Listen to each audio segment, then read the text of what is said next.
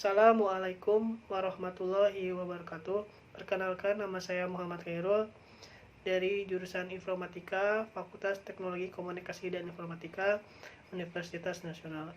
Dalam video kali ini, saya akan menjawab pertanyaan dari ulangan tengah semester mata kuliah Kecerdasan Buatan dan Logika Fisika K02. Ya, langsung saja. Untuk pertanyaan nomor 1, diberi kasus seperti berikut.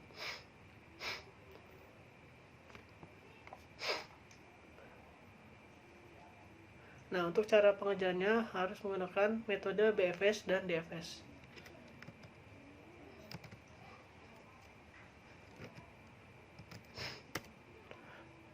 Jawaban nomor 1, permasalahan ini dapat dijelaskan sebagai berikut.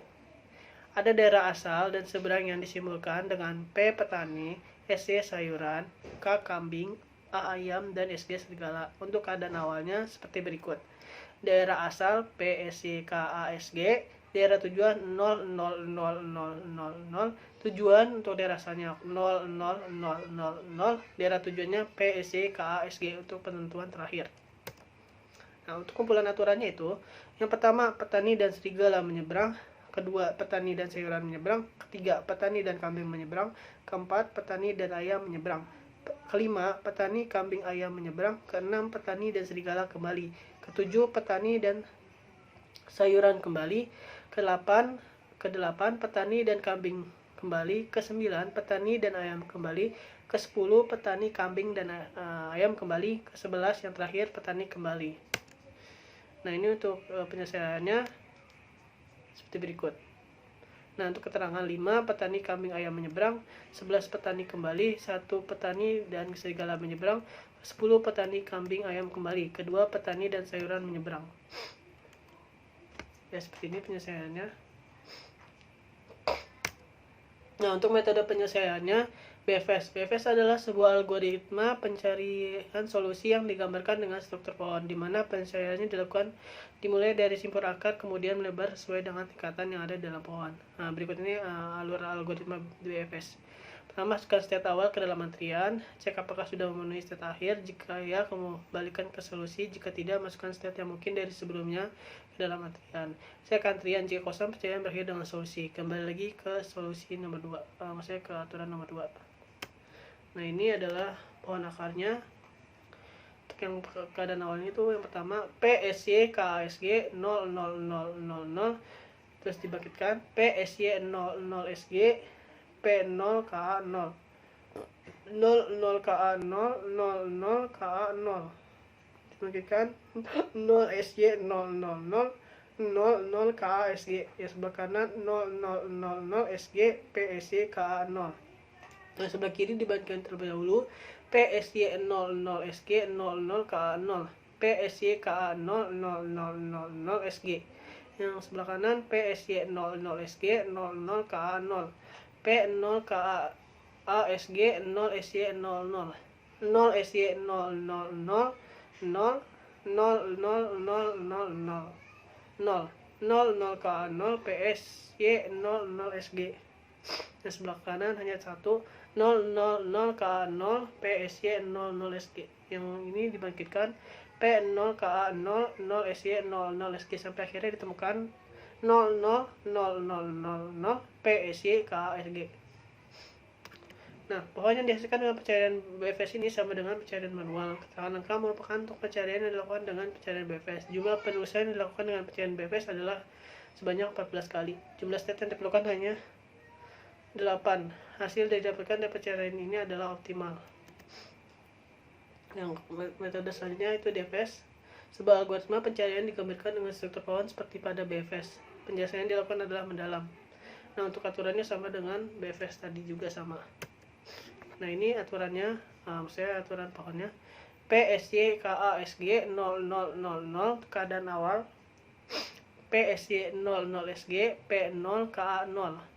0, 0, KA 0, 0, 0, KA 0. Dibangkitkan sebelah kiri 0, SY 00, P0, KA SG. P, SY 00, SG, 0, 0, KA 0. Selanjutnya P, SY, KA 0, 0, 0, 0, 0, 0, SG. Nah, terus dibangkitkan lagi. Dari sini 0, SY 0, 0, 0, 0 KA 0 PSY 00 SG P. Nah ini bagian lagi P 0 KA 0 SY 00 SG sampai akhirnya ditemukan 0 PSY KA SG. Tuh akhirnya. Nah pohon yang didapatkan dengan DFS itu berbeda dengan pohon yang didapatkan dari pencarian manual dan BFS. Keterangan lengkap pada gambar merupakan urutan pencarian dilakukan dengan DFS. Jumlah penelusurannya dilakukan adalah 7 kali, sedangkan pencapaian stat akhir adalah 8. Hasil yang didapatkan dari pencarian ini sama dengan hasil yang didapatkan pencarian BFS sehingga hasilnya sama saja. Nah, untuk pertanyaan nomor 2, buatlah satu soal dan jawaban mengenai teknik heuristic search. Nah, jawaban nomor 2, pertanyaannya, sebuah keluarga ingin melakukan perjalanan menuju kota Yogyakarta dari Bandar Lampung. Penentuan dilakukan dengan menggunakan aplikasi Google Maps. Setelah itu, graf akan digambar sesuai dengan kota-kota dengan rute-rute yang telah diambil pada Google Maps. Pada gambar 3.2, tiap simpul diberi inisial dari nama kota yang dapat dilalui. Kemudian tentukan nilai kos jalur antar kota tersebut menggunakan Informed Search. Ini gambar 3.2, Bandar Lampung, Jakarta, Bogor, Bandung, Cirebon, dan seterusnya sampai dengan Yogyakarta. Nah, untuk keperluan pencarian rute menggunakan Informed Search, dilakukan pengambilan data heuristik berupa jarak garis lurus dari tiap kota menuju kota Yogyakarta. Ya, Bandar Lampung 629, Jakarta 446, sampai dengan Yogyakarta kosnya hanya 0, karena ini tujuannya. Penyelesaiannya adalah pencarian dengan menggunakan heuristic search greedy best first dimulai dari kota yang sama seperti sebelumnya, yaitu kota Bandar Lampung. Nah, ini dengan simpul 1 berdasarkan pada gambar 4.2. Nah, diawali dengan memakaikan simpul 1 yang membagikan kota Jakarta. Kemudian simpul 2 merupakan simpul hidup tunggal akan langsung dibandingkan dan menghidupkan simpul Bogor dan simpul 4 Cirebon. Nah, berdasarkan nilai heuristiknya yang telah diperoleh, Cirebon memiliki jarak garis lurus yang lebih kecil dibandingkan Bogor, sehingga simpul 4 lah yang akan dibangkitkan selanjutnya.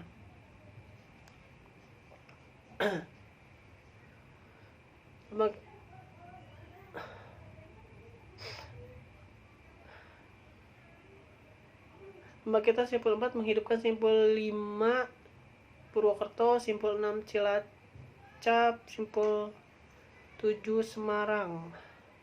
Dari simpul yang hidup, simpul 5 memiliki nilai heuristik yang lebih kecil dibandingkan simpul 4, 6, dan 7. Nah, sehingga simpul 5 akan dibangkitkan menghidupkan simpul 8 dan 9, yaitu kota Yogyakarta dan Cilacap. Simpul 8 memiliki nilai heuristik yang paling rendah di antara simpul-simpul hidup lainnya, sehingga simpul 8 akan dibangkitkan. Pembangkitan simpul ini 8 berhasil menemukan solusi hingga mencapai kota tujuan, yaitu kota Yogyakarta. Pada pencarian dengan algoritma ini hanya satu solusi yang ditemukan, dan solusi tersebut merupakan solusi yang paling optimal, yaitu melalui Bandar Lampung, Jakarta, Cilacap, Purwokerto sampai dengan Yogyakarta dengan biaya atau kos 766.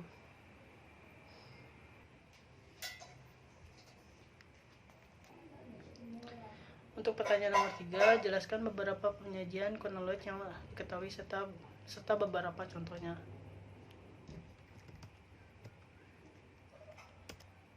Nah, ini jawaban nomor 3. Ini menurut saya dan apa yang setelah saya cari, ya, prinsip pengetahuan atau knowledge principle menurut Feigenbaum tahun 1977 menyatakan bahwa kesuksesan dari suatu sistem pakar tidaklah bergantung pada kecanggihan strategi penalaran ataupun inferensinya, namun pada jumlah informasi yang dikandungnya mengenai bagaimana simbol-simbol terrelasikan, yaitu jumlah pengetahuan yang dimilikinya. Rekayasa pengetahuan, knowledge engineering, melibatkan beberapa proses, yaitu akuisisi pengetahuan atau knowledge acquisition, validasi pengetahuan, knowledge validation, representasi pengetahuan, knowledge representation, inferensi pengetahuan, knowledge inferencing, dan transfer pengetahuan, knowledge transferring. Dari semua proses ini, yang merupakan pembentukan basis pengetahuan adalah akuisisi pengetahuan dan representasi pengetahuan, beserta validasi pengetahuan yang berfungsi untuk menjaga kualitas pengetahuan yang disimpan. Akuisisi pengetahuan merupakan proses pengumpulan informasi dari sumber-sumber yang tersedia, yang dapat berupa kepakaran seseorang maupun kepakaran laten atau yang tersimpan dalam bentuk materi cetakan. Sementara representasi pengetahuan merupakan proses untuk mengilustrasikan pengetahuan yang telah didapat dari proses akuisisi pengetahuan.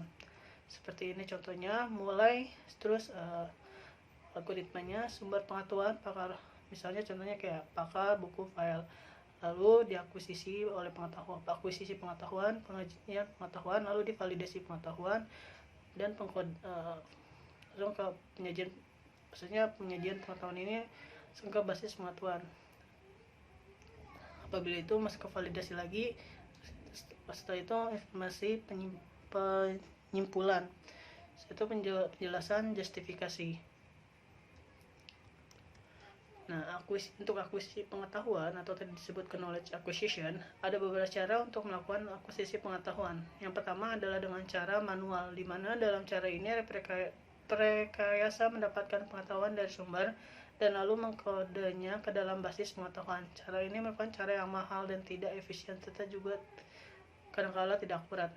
Cara yang kedua adalah cara semi otomatik. Di sini terdapat peran komputer untuk mendukung pakar, di mana pakar diizinkan untuk membangun bisnis pengetahuan tanpa atau dengan sedikit bantuan dari perekayasa. Komputer di sini juga berperan untuk membantu perekayasa dalam kerjanya membangun basis pengetahuan. Sementara yang ketiga adalah cara otomatik. Di sini peran pakar, perekayasa maupun pembangun bisnis pengetahuan atau sistem builder digabung. Contohnya adalah kayak metode induksi. Nah, ini untuk metode induksi tersebut. Nah, metode akuisisi pengetahuan, manual, akuisisi tenaga dari pakar, dan induksi. Seperti ini, pengetahuan terdokumentasi, knowledge engineer, basis pengetahuan, pakar, kemudian wawancara komputer, basis pengetahuan, knowledge engineer. Terus di sini untuk C-nya itu adalah induksi, kasus dan contoh yang lalu, sistem induksi, basis pengetahuan. Representasi pengetahuan. Beberapa cara yang dapat digunakan untuk merepresentasi bentuk ini antara lain jaringan semantik net, bingkai frame atau production rule, logik, bahasa natural language, dan sistem basis data, database system.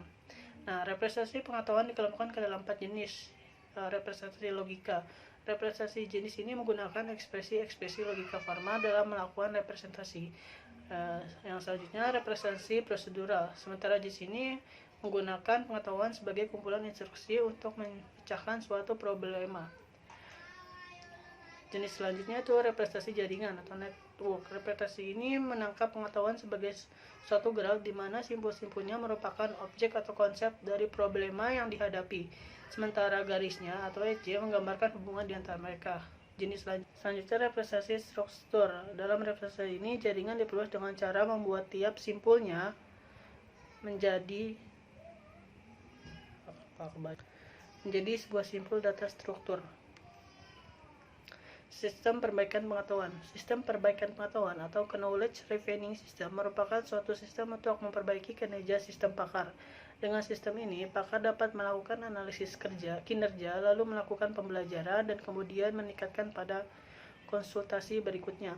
Nah, pada pembelajaran mesin atau machine learning, tujuan dari perbaikan basis pengetahuan, knowledge based refinement, adalah meningkatkan performa sistem dengan pembelajaran empiris, di mana performa sistem diukur dari jumlah kesalahan yang terdeteksi ketika sistem dieksekusi untuk kasus-kasus yang ada dalam pustaka sistem. Ya, itu saja jawaban yang dapat saya sampaikan. Terima kasih, dan apabila ada kesalahan dalam saya menyampaikan jawaban saya, mohon dimaafkan. Assalamualaikum warahmatullahi wabarakatuh.